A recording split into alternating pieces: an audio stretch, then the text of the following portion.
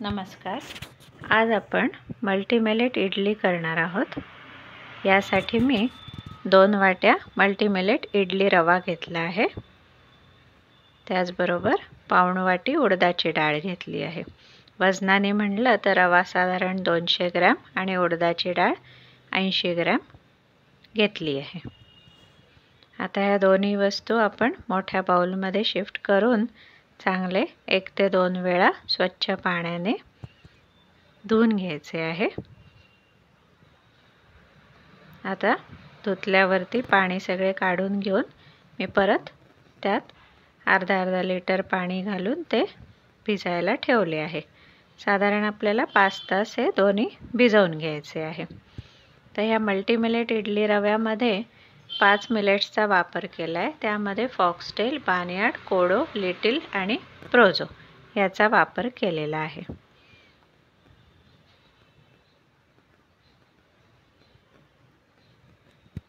आता 5 तास झाल्यानंतर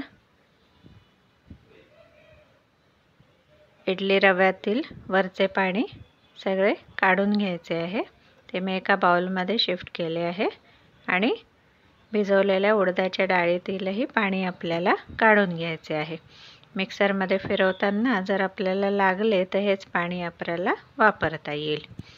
आता एका मिक्सरच्या भांड्यात मी थोडा रवा आणि त्याचबरोबर उडदाची डाळ घालून चांगले बारीक वाटून घेणार आहे.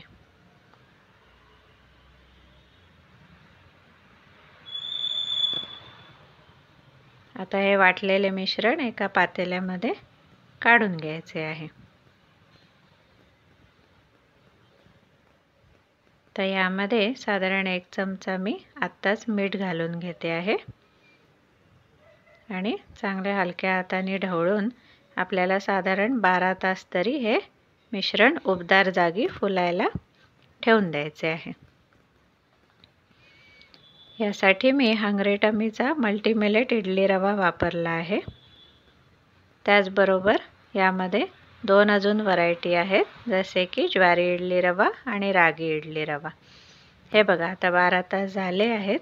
हे पीठ चांगले फुलून आले आहे. आता हे इडल्या करायसाठी तयार आहे.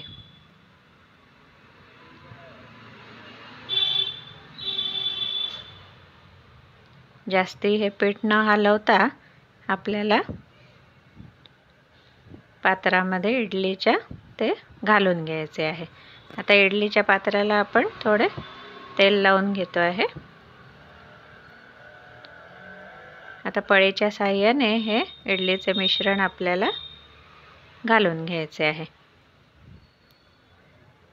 साधारण पाऊण वाटी भरेल एवढेच ते मिश्रण घालायचे, म्हणजे ती इडली फुलायला वरती चांगली मोकळी जागा शिल्लक राहते.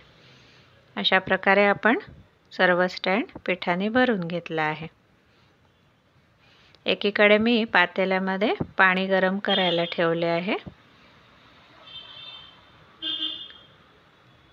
आता हा स्टँड आपण पातेल्यामध्ये ठेवून घेतो आहे. आता वरती झाकण ठेवून मोठ्या गॅसवरती साधारण 10 मिनिटं आपल्याला ह्या इडल्या वाफवून घ्यायच्या आहेत. हे बघा, 10 मिनिटं झाली आहेत. मी तुम्हाला झाकण काढून दाखवते. आपल्या मल्टीमिलेट रव्यापासून बनवलेल्या इडल्या तयार झाल्या आहेत. आता स्टँड मी पातेल्यातनं काढून घेऊन साधारण 2-3 मिनिटं ठेवून दिला आहे. थोडी त्याची वाफ निघाली की आपण सुरीच्या साहाय्याने या सर्व इडल्या काढून घेणार आहोत. आपण बघू शकता त्याला चांगली जाळी पडली आहे. आपल्या इडल्या मस्त हलक्या झाल्या आहेत. मी तुम्हाला एक इडली तोडून दाखवते आहे. झाली आहे ना हलकी इडली. आता ह्या सर्व एका बाउलमध्ये काढून घेऊन तुमच्या आवडीनुसार सांबार आणि नारळाच्या चटणीबरोबर तुम्ही सर्व करू शकता. तुम्हाला हवी असल्यास मी सांबार आणि नारळाच्या चटणीची रेसिपी डिस्क्रिप्शनमध्ये त्याची लिंक टाकलेली आहे. तुम्हाला ही रेसिपी आवडली असल्यास नक्की आमच्या चॅनलला लाईक, सबस्क्राईब, शेअर करा आणि आवडल्यास कमेंटही नक्की करा. आपल्याला इतर आमच्या वस्तूंची माहिती हवी असल्यास खाली कॉन्टॅक्ट नंबर दिलेला आहे. धन्यवाद.